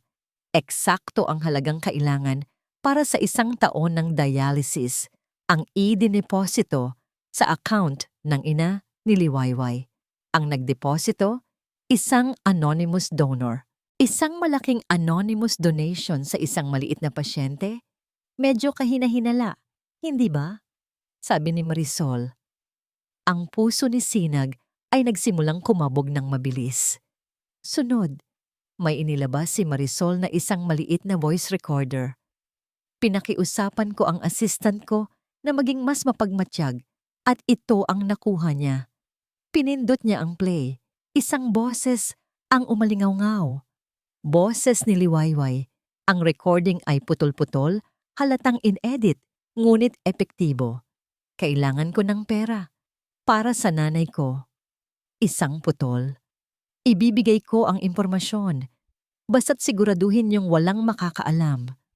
Isang bahagi ng isip ni Sinag ay sumisigaw na hindi ito totoo, na ito ay isang patibong. Ngunit ang isa pang bahagi, ang bahaging sinugatan ni Marisol noon, ang bahaging sinasaktan ngayon ng panlalamig ni Liwayway ay bumubulong. Sinabi ko na sa'yo. At pagkatapos, ang huling ebidensya. Inilabas ni Marisol ang kanyang tablet at ipinakita ang isang serye ng mga email. Mula sa isang peking email address, mga mensaheng naglalaman ng mga sensitibong detalye tungkol sa kanilang bagong proyekto. Mga detalye na tanging mga taong malapit sa kanya ang makakaalam. Ang mga email ay ipinadala sa kanilang pinakamalaking kakompetensya. Ang lahat ng ebidensya ay nakaturo sa isang tao lang. Ang pagdistansya ni Liwayway, ang biglaang pera, ang recording, ang mga email. Para kay Sinag, ang lahat ng piraso ay nagkabit-kabit. Bumubuo ng isang larawan ng pinakamasakit na pagtataksil. Ang pag-ibig na nagsimulang tumubo sa kanyang puso ay biglang naging lason. Ang tiwala ay naging abo. Patawag mo siya, sabi niya. Ang boses ay walang emosyon, malamig na parang yelo. Pumasok si Liwayway sa opisina. Ang muka ay puno ng pagtataka. Pinapatawag niyo raw po ako, sir? Hindi nagsalita si Sinag. Itinuro lang niya ang mga papel at ang tablet sa ibabaw ng kanyang mesa. Ipaliwanag mo ito. Lumapit si Liwayway. Habang tinitingnan niya ang mga ebidensya, ang kanyang mukha ay dumaan sa iba't ibang yugto. Pagkalito, gulat at sa huli, isang realisasyong puno ng takot. Alam niyang gawa-gawa lang ang lahat ng ito. Alam niyang patibong ito ni Marisol, ngunit paano niya ipapaliwanag? Kung sasabihin niya ang tungkol sa pagbabanta sa kanyang ina, hindi ba't lalo lang niya itong ilalagay sa panganib? Napatingin siya kay Marisol na nakatayo sa isang sulok na may ngiti ng isang demonyo. Natrap siya, walang laban. Hindi, hindi totoo yan. Nautal niyang sabi. Ang mga luha ay nagsisimula nang mamuo sa kanyang mga mata. Ang kanyang pagtanggi ay tunog kahinaan sa pandinig ni Sinag.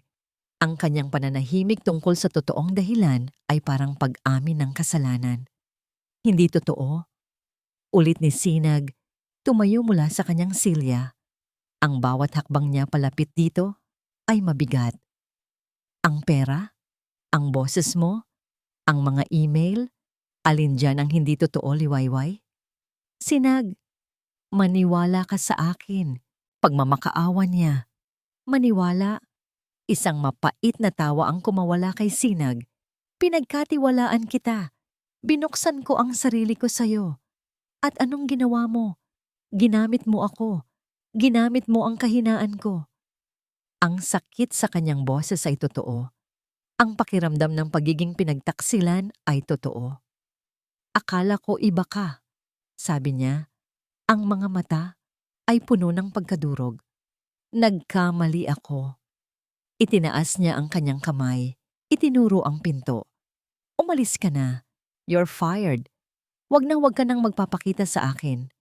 Bawat salita ay parang isang punyal na bumaon sa puso ni Liwayway. Ang mga luha na kanina pa niya pinipigilan ay bumuhos na. Hindi siya nagmakaawa pa. Dahan-dahan siyang tumalikod. Ang kanyang dignidad na lang ang natitirang pag-aari. Habang naglalakad siya palabas ng gusali ng Alcantara, ang kalangitan ay tila nakikidalamhati. Ang unang patak ng ulan ay tumama sa kanyang pisngi, humalo sa kanyang mga luha. Pagsapit niya sa labas, bumuhos na ang malakas na ulan na parang sinasadyang hugasan ang lahat ng kanyang pag-asa. Nawala na ang lahat. Ang trabaho, ang tiwala, ang lalaking nagsimula na niyang mahalin, ang bagong binmin na inakala niyang abot kamay na niya ay muling nilamon ng isang madilim at walang katapusang gabi. Ang kamalasan, ang kanyang matagal ng kaaway ay muling nagwagi. Ang ulan na bumuhos noong gabing iyon ay tila hindi na tumigil. Sa loob ng sumunod na 2 araw, ang mundo ni Liwayway ay kasing kulay ng abong kalangitan sa labas ng kanyang bintana. Ang kanyang mga araw ay binubuo ng mahabang pagtitig sa kawalan. Ang mga salita ni Sinag ay paulit-ulit na tumatatak sa kanyang isipan na parang isang sirang plaka. Akala ko iba ka. Nagkamali ako. Hindi siya kumakain. Hindi siya nagsasalita. Ang tanging naririnig sa kanilang maliit na apartment ay ang tunog ng telebisyon at ang mahinang pag-ubo ng kanyang ina. Pakiramdam niya ay isa siyang basag na salamin. Ang kanyang refleksyon ay watak-watak at hindi na muling mabubuo. Ang paniniwala niyang isa siyang malas ay bumalik, mas malakas at mas mapanira kaysa dati. Sa 3 araw, hindi na natiis ng kanyang ina. Iginulong nito ang kanyang wheelchair palapit sa kama kung saan siya nakahiga. Hinaplos nito ang kanyang buhok. Anak, mahinang sabi ni Aling Teresita. Hanggang kailan ka magkakaganyan? Hindi sumagot si Liwayway. Alam kong masakit. Pagpapatuloy ng kanyang ina. Pero hindi ikaw ang Liwayway na kilala ko. Ang anak ko, matatag. Ang anak ko, lumalaban. Hinawakan nito ang kanyang kamay. Ang mahinang pisil nito ay puno ng lakas. Huwag mong kalimutan ang apelyido mo. Anak, di magiba. Hindi ka basta-basta magigiba. Ang mga salitang iyon na puno ng pagmamahal at tiwala ang siyang unang sinag ng liwanag na tumagos sa kanyang kadiliman. Tumingin siya sa kanyang ina at sa mga mata nito, nakita niya hindi awa, kundi pananabik. Pananabik na makita siyang muling tumayo. Nang gabing iyon, may kumatok sa kanilang pinto. Isang mahinang katok, tila nag-aalinlangan. Nagtataka man ay binuksan ito ni Liwayway. Laking gulat niya nang makita kung sino ang nasa labas, nakapayong sa gitna ng ambon, si Ginang Clara Alcantara. "Maari ba akong pumasok?" tanong nito. Walang salitang pinapasok ni Liwayway ang matanda. Nagulat ang kanyang ina, ngunit magalang na bumati. "Hindi ako magtatagal," sabi ni Ginang Clara. Ang kanyang boses ay malumanay, ngunit may bigat. Tumingin ito ng diretso kay Liwayway. "Nandito ako para sabihin sa'yo ang isang bagay na dapat ay sinabi na ng anak ko. Nandito ako para sabihin naniniwala ako sa'yo." Parang isang dam na gumuho sa puso ni Liwayway. Ang marinig ang mga salitang yon mula sa isang Alcantara ay sapat na para tuluyang bumuhos ang mga luhang matagal na niyang kinimkim. "Hindi ko alam kung anong patibong ang ginawa ni Marisol," pagpapatuloy ni Ginang Clara. "Pero kilala ko ang anak ko at kilala rin kita, kahit sa maikling panahon lang. Ang isang taong handang isugal ang sarili para sa isang estranghero ay hindi isang taksil." Inilapag ni Ginang Clara ang isang sobre sa mesa. "Huwag mong isiping bayad ito sa serbisyo mo. Isipin mo itong tulong mula sa isang kaibigan. Gamitin mo ito para sa gamot ng nanay mo at para sa kung anumang kailangan mo para linisin ang pangalan mo." Bago umalis, hinawakan nito ang kamay ni Liwayway. "Huwag mong hayaang manalo ang kasamaan, Liwayway. Ipakita mo sa kanila kung gaano ka katatag." Nang makaalis si Ginang Clara, naiwan si Liwayway na nakatingin sa sobre. Ang kanyang isip ay nagsisimula ng gumana. Ang awa sa sarili ay napalitan ng isang bagong apoy. Hindi na siya iiyak, lalaban siya. Kinabukasan, habang iniisip niya kung saan magsisimula, biglang may naalala siyang isang maliit na detalye. Noong araw na ipahiya siya ni Marisol, sa hallway, may sinabi itong ipinagyabang sa isa sa mga kasama nito. "Kahit anong security, kayang-kaya i-bypass ng tao kong si Leo. Magaling yun sa mga ganyan." Leo, isang pangalan, isang sinulid na maaari niyang hilahin. Kinuha niya ang kanyang telepono at tinawagan ang isang numero na matagal na niyang hindi natatawagan. Isang kaibigan mula sa kanyang nakaraan, bago pa man gumuho ang mundo niya. "Marco? Hira, napatawag ka? Kumusta ka na?" Masiglang sagot ng boses sa kabilang linya. Si Marco, ang kanyang matalik na kaibigan at isang henyo sa computer. "Kailangan ko ng tulong mo," sabi ni Liwayway diretso sa punto. Ikinuwento niya ang lahat. Bawat detalye ng patibong na ginawa ni Marisol. "Grabe," sabi ni Marco pagkatapos niyang magkwento. "Isang classic frame-up job, digital forgery, edited audio, peking bank transaction.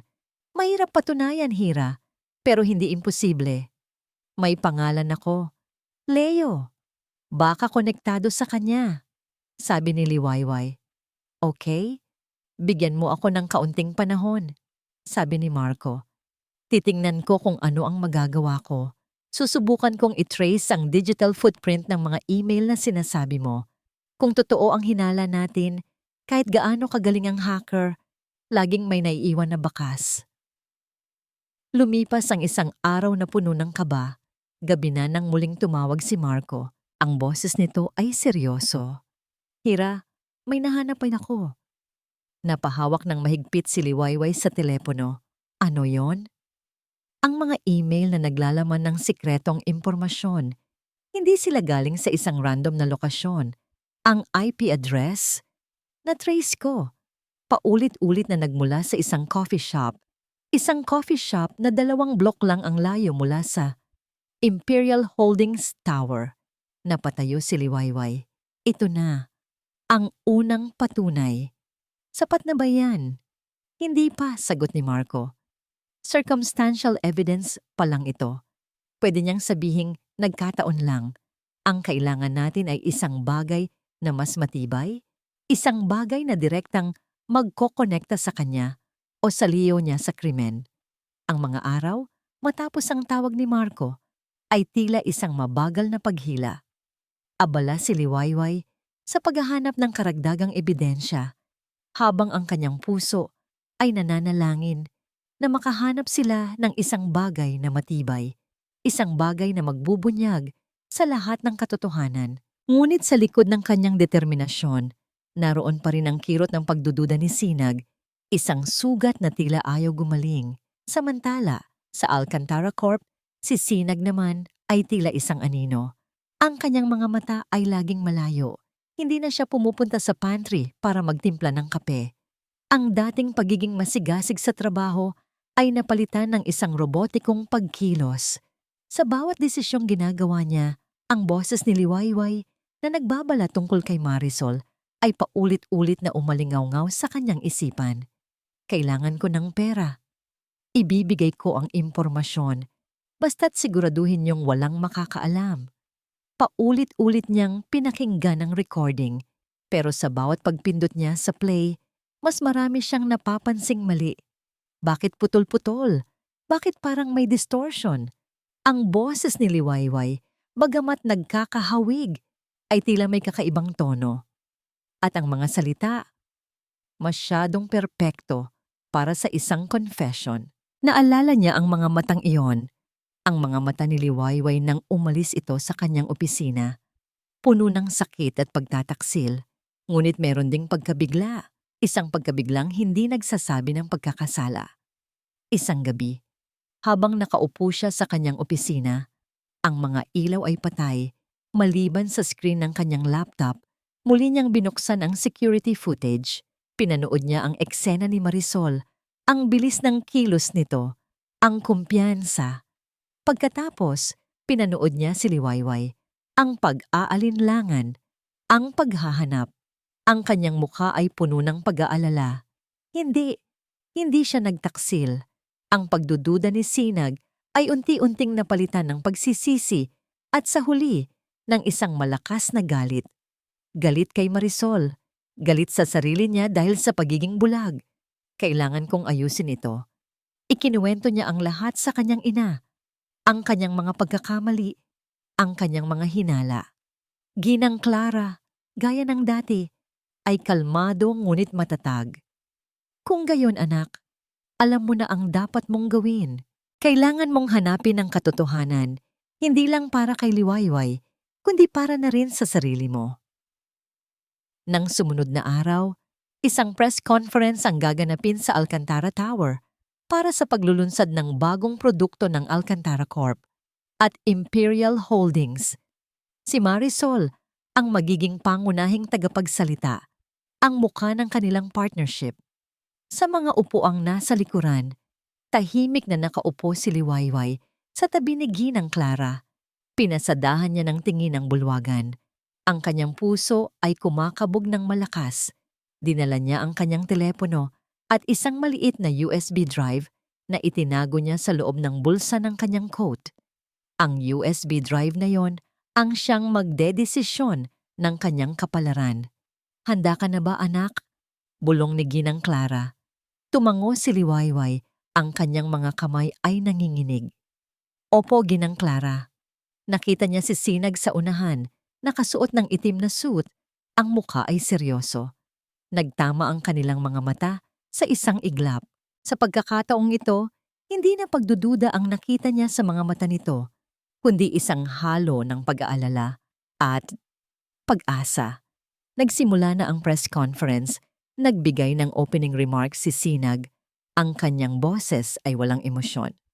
Pagkatapos, tinawag niya si Marisol Imperial. Marisol, na may ngiti ng tagumpay sa kanyang mga labi, ay lumapit sa podium. Isang magandang hapon po sa inyong lahat, panimula nito. Nandito tayo ngayon para ipagdiwang ang isang bagong kabanata. Ngunit bago pa man ito makapagpatuloy, Biglang bumukas ang screen sa likuran nito. Sa halip na ang logo ng Imperial Holdings, ang nakita ng lahat ay isang video. Isang video ng isang lalaking nakaupo sa isang madilim na silid. Ang mukha ay nakatalukbong, ngunit ang boses ay malinaw. Ako si Leo. Ako ang inutusan ni Marisol Imperial na gumawa ng mga pekeng ebidensya. Ako ang nag-edit ng recording. Ako ang nagdeposito ng pera sa account ng ina ni Liwayway gamit ang isang pekeng pangalan. At ako rin ang nagpadala ng mga email sa kumpanya ng kakompetensya. Ang lahat ay utos niya. Nangako siya ng malaking halaga kapalit ng pananahimik ko. Pero hindi ko na kaya ang konsensya ko. Nasa akin ang lahat ng kopya ng mga orihinal na file kasama ang mga resibo ng bayad mula kay Marisol. Nahinto ang lahat ng ingay sa bulwagan. Ang tawa ni Marisol ay biglang namatay sa kanyang lalamunan. Ang kanyang mukha ay namutla. Anong ibig sabihin nito? Nauutal niyang sabi. Lumingon sa mga technician na para bang sinisisi ang mga ito. Ngunit ang mga technician ay nagkibit-balikat lang. Lumabas si Liwayway mula sa kanyang kinauupuan at lumakad patungo sa unahan. Hawak niya ang kanyang telepono at direkta niya itong ipinakonect sa projector. Isang panibagong screen ang lumabas. Isang serye ng mga screenshot, mga conversation log, mga resibo ng bank transfer, at ang mga orihinal na unedited na file na ipinadala ni Leo kay Marco. Ginang Imperial, matatag na sabi ni Liwayway. Ang boses ay malinaw at puno ng awtoridad, malayo sa dating Liwayway na lagi lang yumuyuko. Ang ebidensyang ito ay nagpapatunay na ikaw ang nag-orchestrate ng lahat ng paninira laban sa Alcantara Corp at laban sa akin. Hindi mo ako masisira. Hindi mo masisira ang pamilyang ito. Walang nasabi si Marisol. Ang lahat ng kanyang pagmamayabang ay naglaho, napalitan ng matinding gulat at takot. Ang mga mamamahayag ay nag-uunahan sa pagkuha ng litrato at video. Ang mga tanong ay nagsimulang dumaloy ng sunod-sunod. Ginang Imperial, totoo ba ang lahat ng ito? Anong masasabi ninyo sa mga ebidensyang ito? Si Marisol, sa kanyang pagkataranta, ay sumigaw. Mga kasinungalingan, gawa-gawa lang yan. Pinagtutulungan niyo ako. Ngunit huli na ang lahat. Ang katotohanan ay nabunyag na. Nang dumating ang mga pulis para arestuhin si Marisol, nagkaroon ng gulo sa bulwagan. Ngunit sa gitna ng kaguluhan, isang bagay lang ang nakita ni Liwayway. Si Sinag Alcantara. Nakatayo ito sa entablado, ang kanyang mga mata ay nakatitig sa kanya. Hindi na lamig, hindi na pagdududa. Ang nakita niya ay isang halo ng hininga, pag-aalala, at isang malalim na pagsisisi. Bumulong lang ito, ang boses ay halos hindi marinig sa gitna ng ingay. Liwayway. Ang pagbulong ng pangalan ni Liwayway mula sa mga labi ni Sinag ay tila isang malakas na tunog sa gitna ng kaguluhan. Isang tunog na sumira sa pader na bumalot sa puso ni Liwayway, ngunit hindi pa rin kayang burahin ang kirot. Ang mga mata ni Sinag ay puno ng pagsisisi at sa kauna-unahang pagkakataon, nakita ni Liwayway ang tunay na kahinaan sa lalaking iyon. Nang matapos ang gulo at maaresto na si Marisol, naiwan silang dalawa ni Sinag sa entablado. Ang mga mata ng media ay nasa kanila pa rin, ngunit parang wala nang nakikita si Liwayway kundi ang mga mata ni Sinag.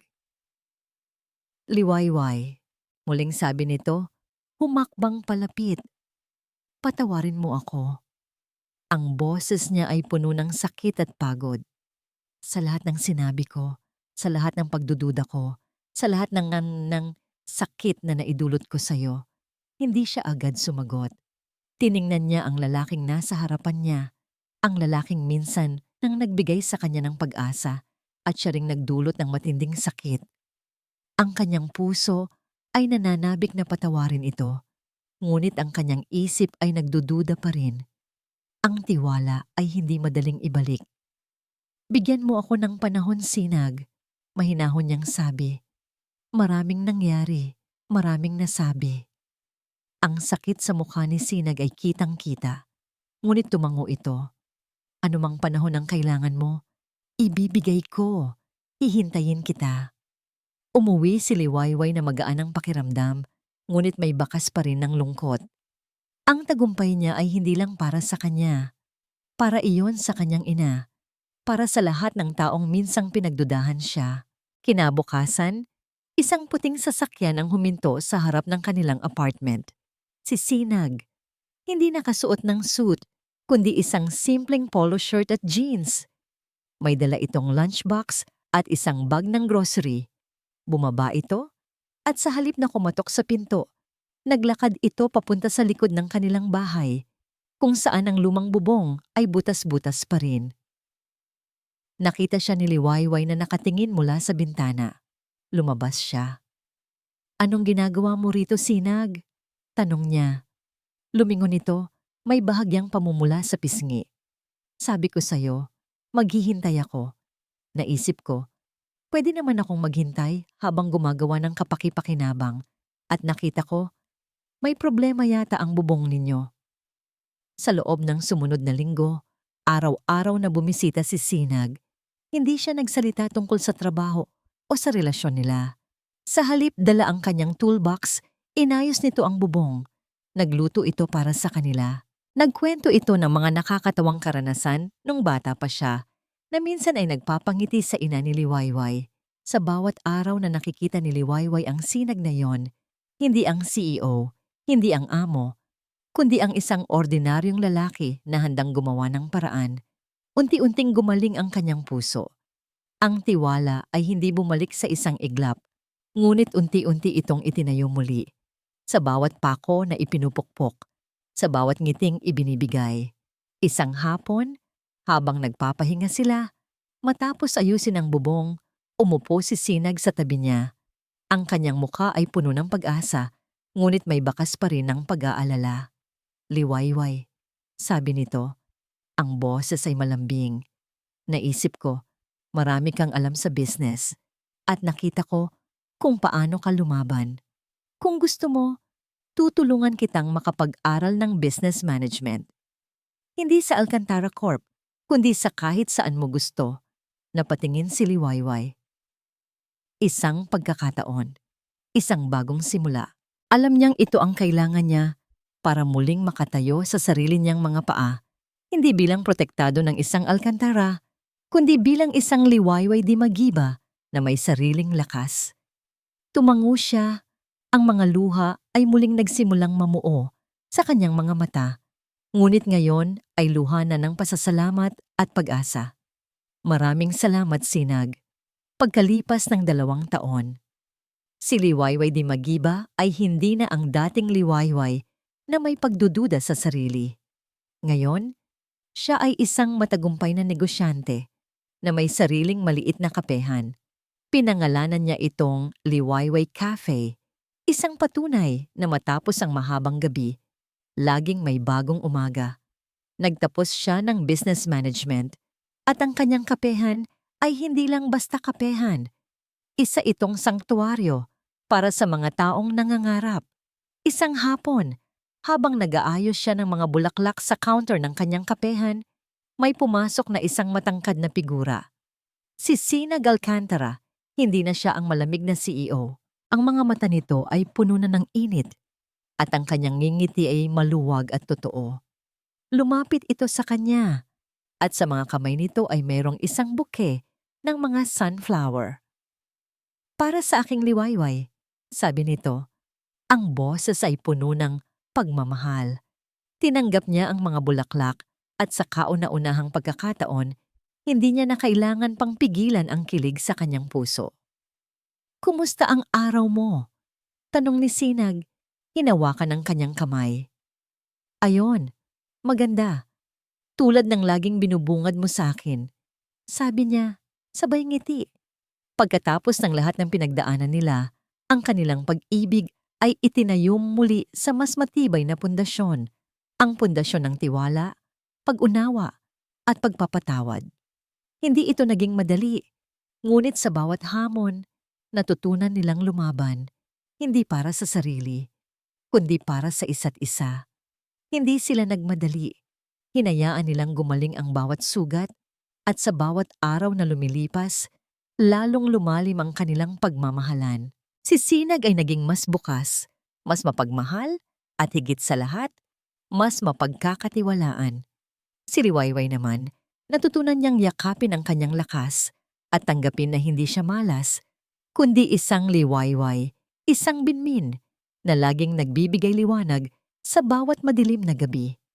Ang kanilang buhay ay hindi perpekto, ngunit ito ay puno ng kaligayahan, pag-asa, at isang walang hanggang pag-ibig na nagpapatunay na ang tunay na halaga ng isang tao ay hindi nasusukat sa kanyang kasalukuyang katayuan, kundi sa kabutihan ng kanyang puso na siyang nagbubukas ng mga pinto patungo sa hindi inaasahang kaligayahan